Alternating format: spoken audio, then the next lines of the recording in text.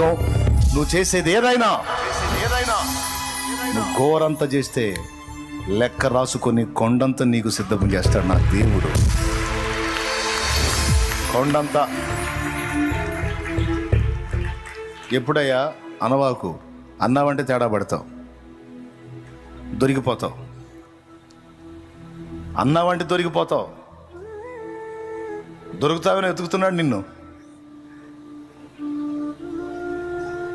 అన్నానికి లేని రోజును కూడా చూపించాడు నాకు. మధ్యాహ్నం పూట ఇంటికి వచ్చాను తిరిగి 2:30-3 అవుతుంది, ఆకలి అవుతుంది బాగా. అన్నం ఏమైనా ఉందా అన్నాను. లేదండి. నిజం. పర్లేదులే, ప్రభువుకు స్తోత్రం. ఎందుకయ్యా నాకు అన్నం కూడా లేకుండా చేసా అనలా. నీకు స్తోత్రం, పర్లేదు, ఏమైంది, ధన్యుణ్ణి. ఒక సాక్ష్యం ఇచ్చావు నాకు కూడా, స్తోత్రం. యాడిచ్చాడు? 10 నిమిషాల్లో సహోదరుడు వచ్చి టీ తాగుదామరా అని హోటల్కి తీసుకెళ్ళాడు.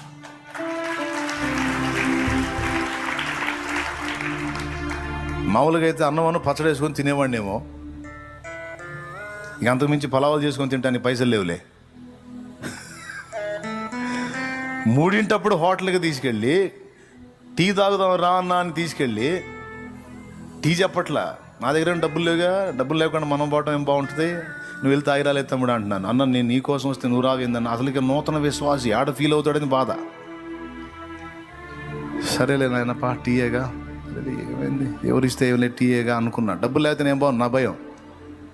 అవతలోడు కూడా నేను తేలేదన్న అంటే పరువు పోయిదిగా, ఎందుకు వచ్చిన కూడా. అందుకని నా దగ్గర డబ్బులు ఉంటేనే అవతలోడితో పోతా, లేకపోతే పోను. అడిగిపోయినాక ఆ తమ్ముడు టీ చెప్పట్లా, ఓ తప్పం ఏందో ఇంకా 2-3 రకాలు, 2-3 ప్లేట్లు వచ్చినాయి. ఏం తమ్ముడు ఏంది అంటే, ఇవన్నీ నీకు తినిపించాలని నాకు ఆశ కలిగింది, నువ్వు తినకపోతే నేను బాధపడతా.